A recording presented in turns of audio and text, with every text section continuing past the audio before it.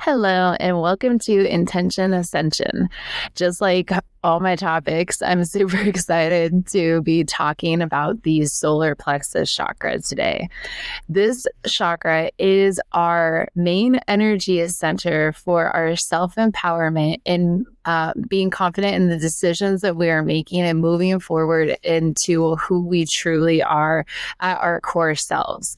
Now, when this chakra is out of alignment, there's a few things that you can recognize that will tell you that it is blocked. And one of the main one is digestive issues. And so we will see that with an overactive digestive system or an underactive digestive system. So that's the first key indicator. One of the first key indicators. Another one is procrastination, commitment issues, and inability to speak your truth. So we often associate our truth with our throat chakra, but it is actually initially brought to us through our solar plexus chakra. And so when this is out of alignment, we could have suffered with childhood trauma with either hyper-controlled situations or under-controlled situations and environments. So either you had a very strict household, you were always told what to do, how to act, when to do what, and you were in a very fear-driven, authoritarian environment. Or the polar opposite, which is completely uncontrolled. You were left to your own devices, you made your own decisions, and both of those will cause in our adulthood the fear and inability to make decisions. So you're lacking your confidence in being able to make the decisions because now you're on your own and you don't have someone telling you what to do, when to do it, how to do it all the time. And so you're constantly questioning, is this the right thing to do? And you also don't have anyone to escape if anything goes wrong. You're not sitting there saying, well, they told me to do this. And then on the polar opposite end, you have that completely uncontrolled environment where you are making mistakes and hopefully you are learning from those mistakes. But without having any guidance and direction, you make mistakes and then you blame yourself and you internalize that as I'm a bad person. I haven't done the right thing. I made a mistake. And both of those environments will then affect us in our adulthood when it comes to making decisions. So the solar plexus is associated with the fire element, which I have always been drawn to bonfires, and bonfire is my absolute favorite scent. Anytime my mom would go camping without me or would be around a bonfire or knew she was going to be around a bonfire, she would bring a sweatshirt and lay it out by the fireplace because that was, is everything to me. And so the fire element is also associated with the power of the sun. So getting out into the sunlight and consciously activating your solar plexus through sunlight or the bonfire will help to bring it back into balance. And of course, you've heard me speak about frequencies and yoga poses that are also associated with all of our chakras and affirmations that are associated with each chakra. So one of the things that I recently learned that I found very interesting is that you can actually overflow your bottom two chakras. So you have your root chakra, your sacral, and then your solar plex. The solar plexus, when it is dimmed and it's not fully activated, I recommend going through all of those, the yoga poses, Reiki, sound frequencies, doing sound baths, and also your childhood trauma, understanding what your environment was like when you were growing up. So that way you can look at your confidence behind what it is you're doing. And your intention as an adult, your intention is so important to help you build your confidence levels. Sitting down and writing out what your issue is that you are facing, why you're facing it, and how you're going to overcome it, because that is going to be what helps you to be able to speak your truth. So we often think that speaking our truth stems in our throat chakra, but it actually comes from our solar plexus chakra to have the confidence. Now, as we carry on, we also have to learn that we also need the discernment of the people that we are talking to. Because if you go out and you know what you're doing and why you're doing it, and you're trying to explain yourself to someone who is of a lower vibration, now, this is stating that your intentions are coming from a position of empathy and love and compassion, right? And we live in a world that glorifies more narcissistic tendencies and power and greed. And so our discernment and what it is that we are doing and how we are operating. If you are getting into an altercation with somebody, and I actually think about this like in middle school and high school, and you're starting to get into a fight, and like everyone, they come and they circle around, and it's whoever comes out on top is the winner. And that is the society that we live in today. And that is not always the correct outcome of a situation.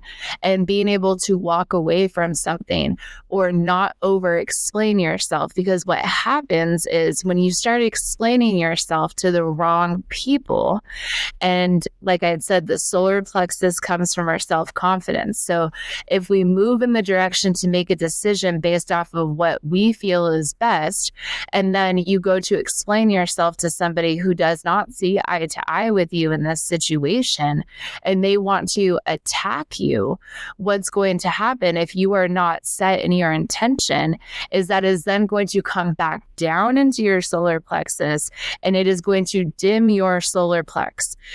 Because you are going to start to question, was that the right thing? Did I make the right choice? Why does this person not understand where I'm coming from? And you start to back down from what it was you were doing. So in being able to get up and speak in your power and step into your truth and make decisions with confidence, you have to understand your intentions, and you want to understand discernment with the people that are around you that you are trying to explain yourself to, and not to waste your energy so that way they don't take from you. And then in return, you end up taking in all this self-doubt, which will then dim your solar plexus chakra, and it will go against your intentions, and it will disempower you. Now, you can overflow. Now, this is what's interesting. So we live in a society where most of us, a much larger percentage of us, are operating out of our lower two chakras. So like I had explained in my previous videos, is that if you look at Maslow's hierarchy of needs, they're closely associated with and pretty much identically resemble what each chakra is all for. So when we're looking at the root, we're looking at basic necessities and needs, food, water, shelter. And our second one is relationships. And most of us are trying to figure out how we're going to eat, how we're going to survive, how we're going to provide ourselves with food, shelter, water, clothing, basic necessities, and needs. And then our second chakra, our sacral, is associated with relationships, love, and sexual desires. And so when we are constantly operating out of those two, we are not focused on any of the other five. And so one of the things that I came across was that you can overload your bottom two chakras with energy in order to help activate the solar plexus chakra. We don't want to just focus on the root and the sacral, but we want to overflow them so that way the energy comes up into our solar plexus, allowing us the confidence that we need to move forward. And when we are looking at that confidence level, the intention is so important behind what we do. We have to understand why we're making the decisions that we're making. So it's just like goal setting. You can have your short-term goals, but if you don't have your end goal, which can change at any point, right? If you don't have your end goal, then you are kind of like a plastic bag floating around in the wind without a very clear direction of what you desire, who you want to be, how you want to present yourself, the things that you want to have in your life. So we need to make a decision And then understand the intention behind our decision. Understand that this is coupled with discernment, so we do not waste our energy in places that are going to ultimately deter us or derail us from where we want to be. And being able to stand in our power of the decisions that we are making, because we are always divinely protected. No matter what we're doing or where we're going, you have a band of angels, ancestors, and spirit guides, your higher self, that are constantly with you, non-judgmentally, helping you navigate this world. Because like I had said earlier, there is a lot of evil on this world. There are a lot of lower vibrational people. There are a lot of people who are what we would call earth beings that are just here to reincarnate thousands of times just to get this earthly aspect of themselves and their soul development. We have angelic souls that are here that are helping us to engage in empathy, compassion, love, and understanding. And then we have souls that are coming from other galaxies and may be more commonly known as star seeds. And depending on which one of those you are going to be enduring and understanding things very differently. And especially being like a star seed, because they don't come from here at all. And it's like, what is this? What is this mess that's happening? And then you have the beings of angels that are coming from those higher planes that come down with compassion, love, empathy, and understanding. And that is the realm in which they come from. And so coming down here is very difficult. It's very hard for those other soul beings to incarnate down here and try to deliver these messages, not try, but actually do deliver these messages and the obstacles that they face. So just remember, when working on your solar plexus chakra and building that self-empowerment, that intention and that guided protection is really important to remember that you always have that. Because when it comes to the discernment, you never know who or what is being sent your way. And so you have to be prepared to not deliver your energy into the wrong places with the wrong people. And of course, we have to do those things in order to recognize the red flags for the repercussions after we have done that, after we have engaged in a fight, haven't felt better about ourselves, or we have engaged in anger, which is one of our lower vibrational characteristics, right? And some people will engage in anger because it makes them feel powerful. It makes them feel like they're coming out on top. And they are able to have more control over the situation, the outcome, and dictate. So we've got control and power just in anger alone. Now, anger is a secondary emotion, so it's always stemming from somewhere else. And that's where we find the greed and power and control coming from. And people who need to control their environments often feel very insecure on the inside. They are unable to allow things to just unfold. They have to be controlling everything all the time, the outcome, what people are saying, what's going on, how people see them, the whole 9 yards. That alone just sounds exhausting, right? So with the solar plexus chakra, we don't want to I don't know what I'm doing today. I don't know if you guys can hear it in my voice, but I am not feeling too well. And I feel a lot going on in my throat chakra, which is really interesting to me because it feels kind of tight. And it feels like there's just like this ball of energy that is just sitting in my throat chakra. And I definitely have some release to do. Now, a lot of people around me were really, really sick. So, of course, that is also a contributing factor. But another thing with the solar plexus chakra is commitment issues. And like I said, the sacral has to do with relationships, sexual desires. And so then moving into the third chakra, which is like the solar plexus, we are looking at the inability to make commitments. And this brings us back to our childhood environments. What were our predecessors doing in their relationships? What did we see? Did we see failed relationships? Did we see a sacrificial commitment in the relationship? Because people can put on whatever front they want to in their relationship. And this is specifically speaking to the sacrificial relationships, where we have couples who married at 18, 17, 18, 19 years old, and till death do us part. And that can look a lot of different ways. Now, what doesn't lie is energy. Energy does not lie. And so it doesn't matter what your parents were saying. Everything is fine. Everything is fine. Nothing's going on with mom. Nothing's going on with dad. But you feel it. The energy isn't right. The communication's not there. You're not being shown a healthy relationship.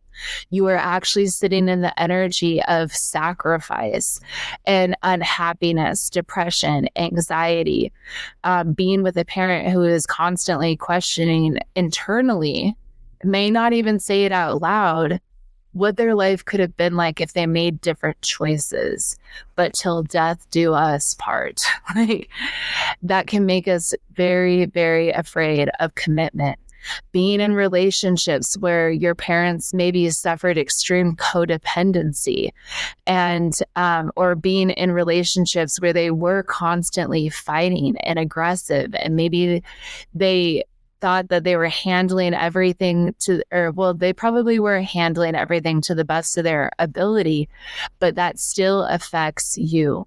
That still affects your ability to make those commitments in those relationships. So going back to the sacral chakra and overflowing it, like if you know that you have your root in your sacral and you know that you're working on your solar plexus, overflow those bottom two chakras to push that energy into your sacral so you can truly start to step into your power. Understand your intentions, write them down. What I was saying earlier about the goals, having the short-term goals is wonderful, but without that end goal, you will not have a clear direction of what you are doing or where you're going. And so therefore, like that plastic bag floating around in the wind, you will be unsure when it comes to making decisions. You will be unsure that your decision was the right one because you don't actually know what your goal is, where you're trying to go. And that is so important. Now, that end goal can change. Your desires can change. Your direction can change. But as long as you're working towards that end goal, then you know what direction you are headed. There is some type of clarity. There are, when you have your goals written down and you understand your short term and your long term, then you are able to manifest other things into your own reality that are in alignment with that goal. And so you are chipping away at getting there. And if the direction changes, the direction changes. Having the willpower to be able to persevere through the difficult times is extremely important because you know what direction that you are headed in. Now, the solar plexus is also associated with the fear of being seen. And I guarantee that if you are on a path that is leading you towards some type of acknowledgement, some type of public speaking, some type of being on a stage or performing in some way, you need to make sure that your solar plexus chakra is in balance, because if you have the fear of being seen, you are not going to be able to execute your goals. You are not going to be able to get up on that stage and succeed after you fail. And I'll use the comedian, for example. If you get up on that stage and you do a comedy show, first of all, props to getting up on the stage in the first place, right? You get out here, maybe you're telling jokes to your friends and you feel semi-confident that you are actually a pretty funny person. You've got the evidence of making people laugh. You go on to take that next step. writing out your skits, writing out what it is you want to do, and then hitting that open mic night. And let's say the first 3, 4, 5 times, you really get the crowd going, you get the laughter, you get all the things, then you move on to your next skit and you get out there and it doesn't slap the way the first one did. Maybe you even get booed off the stage. Without having your solar plexus in alignment, that booing off the stage could be detrimental to you continuing forward. So the fear of being seen will only go, I don't think it ever really goes away, because you never know what the outcome of the situation is going to be. But you lessen that fear by continuing to persevere through the obstacles and challenges that are ahead of you, because the obstacles and challenges are inevitable. So the sooner that we understand that, then the easier it is to overcome and to get back up after we've fallen down. So I love you guys, and I will talk to you soon.